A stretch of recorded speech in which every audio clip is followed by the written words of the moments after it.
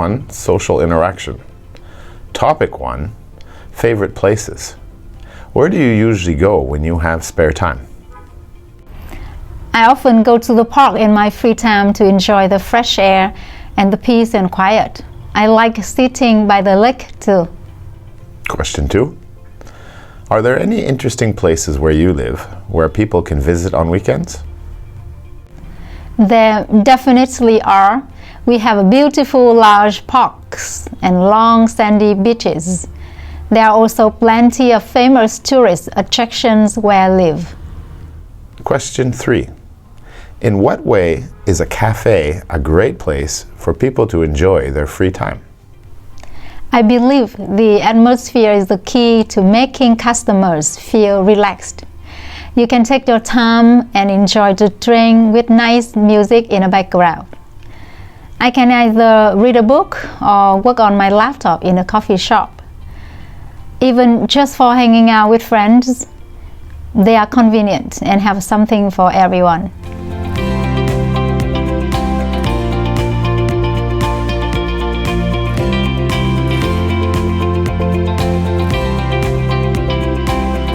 Topic 2, subjects at school. What subjects did you like most when you were at school? I felt quite relaxed when I studied literature as a student. I love poems, chants, and writing essays in my mother tongue. I like playing with words, but not in English. Question 2.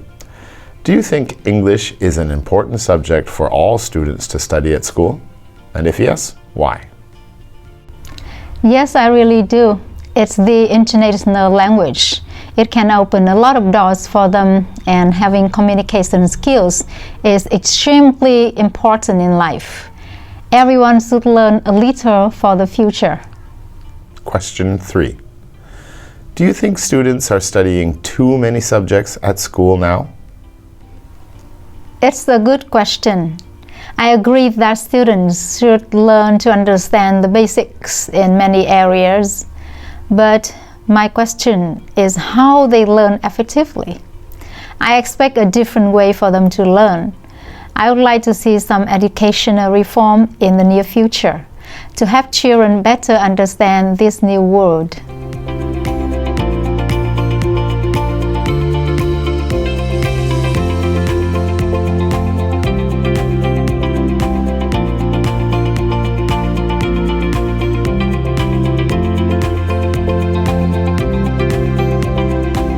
Part 2, situation discussion. You are going to take your secondary students to the cinema. Which type of film do you think would be best? A cartoon? An action film? Or a detective movie?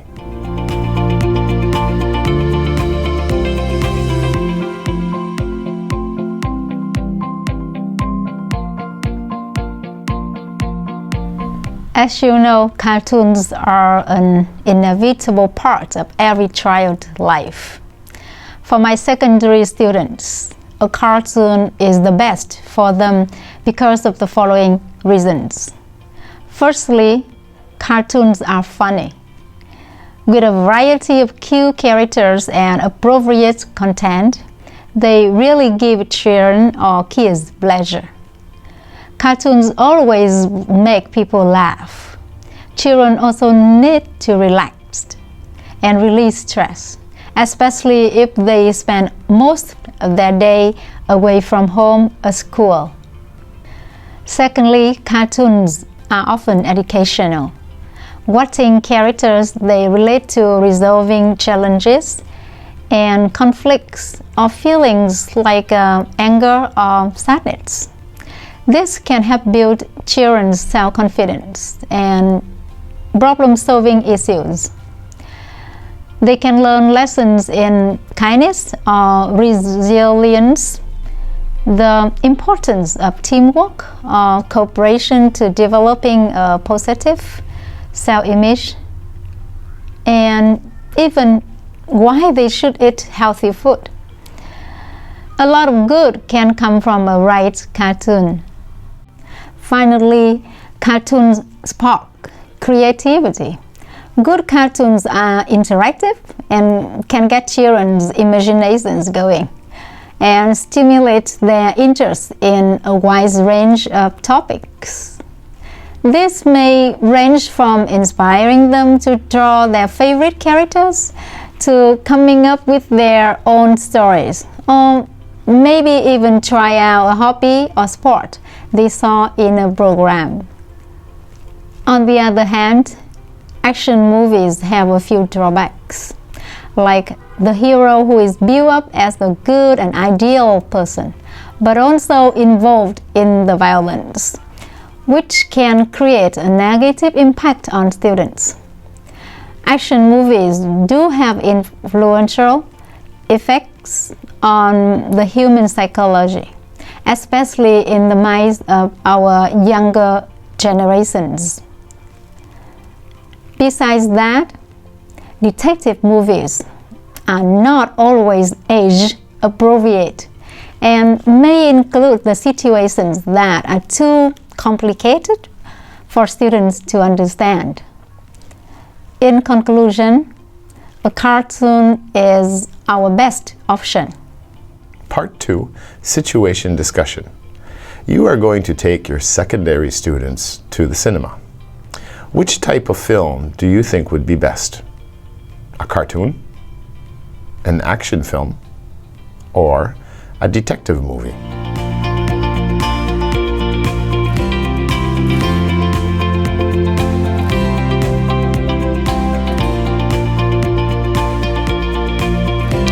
If I took my secondary students to the cinema, I would recommend an action film for these advantages. To start with, action movies are really suspenseful. They encourage children to take action to solve problems, not just thinking and sitting there doing nothing.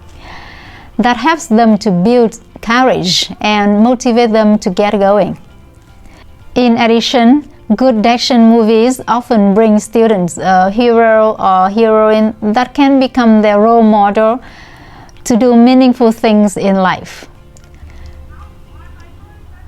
Let's not forget, action movies supply students with fabulous special effects, which may lead them to be more interested in filmography or even just some of the new editing software like Adobe Premiere Pro or Photoshop. I think it is important for kids to study more and comprehend better the ever-changing world of new technology. Conversely, a cartoon film might be too childish to watch, and they wouldn't learn much from that. What's more, a detective movie would be too deep and complex for secondary students to absorb. It could lead to a boring afternoon for many. To conclude, an action film would serve the purpose best. Part 2, Situation Discussion. You are going to take your secondary students to the cinema. Which type of film do you think would be best? A cartoon, an action film, or a detective movie?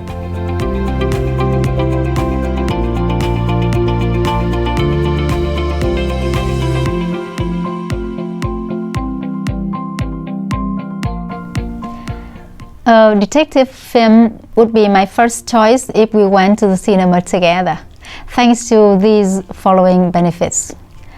In the first place, a detective movie can present an awesome opportunity to relieve stress from their daily studies. At this time, they totally focus on the suspense of the mysterious plot, so it relaxes their mind and gives them an escape. Furthermore, watching a detective film, students can learn so many different things. They can experience an increased awareness that they perhaps never thought about. Moreover, they may learn social skills that include problem solving, leadership, and sensitivity from the movie. Besides, watching a detective drama could expose them to new foreign ideas, and watching or learning about cultural differences, which can help them make new friends and become more open-minded towards the world around them. Several benefits could come from this type of film. In reality, a cartoon may have too simple content that may not be as appealing to some students at this age and may not be as educational as I would like to see. Certainly, an action film usually relates to violence, which should never be used to solve difficulties in real life. That is my opinion. In conclusion, a good detective story would be the best choice.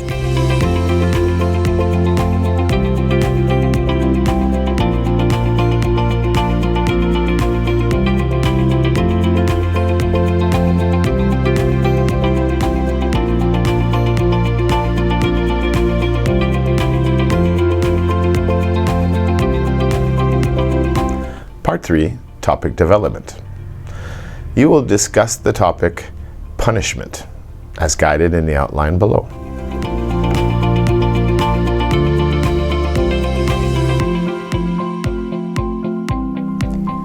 Many people believe that the use of punishment makes students minimize their bad behavior. It is often believed that if children are not punished, they will develop into unmanageable and uncontrollable citizens. In a classroom of 40 or 50 students, for example, the majority of teachers see punishment as a proper way to deal with discipline when they cannot manage it easily and maintain obedience and order. Many teachers assume that without the use of punishment, students will not keep silent and concentrate on learning. It means that they focus better on study if punishment is applied. Furthermore, some parents feel that they themselves are better today for receiving punishment earlier on in their lives, and therefore they support schools to continue with this abroad to disciplining. Moreover, they also think that students will obey teachers better, so they will learn more effectively. In contrast, other people view the harmful effects of punishment as not only lasting in childhood, but often well into adulthood. They generally believe that punishment makes students scared and ashamed, increases child aggression, increases antisocial behavior, reduces their ability to innovate. Some also believe this can suppress their creativity and may lead to mental health problems. To my mind, I totally protest physical punishment. Communication is the key. Students should learn how to find the answers and solve problems.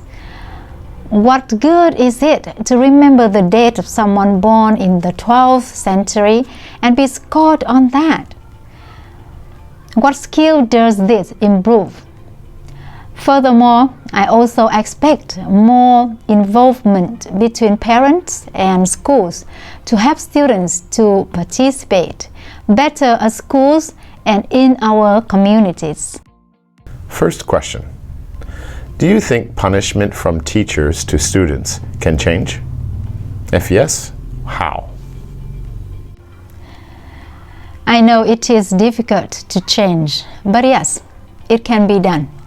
For starters, I think if the teachers stop scolding students when they make mistakes and calmly explained the error lesson again, the students could begin to learn from their mistakes without feeling ashamed or scared.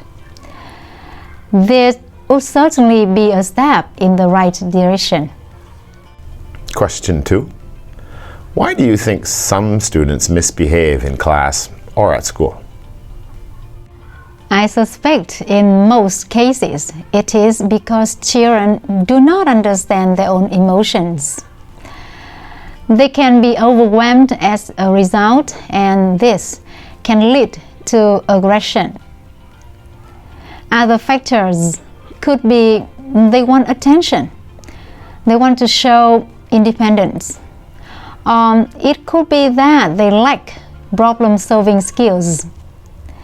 There is a whole range of complex reasons behind students' misbehavior. Final question.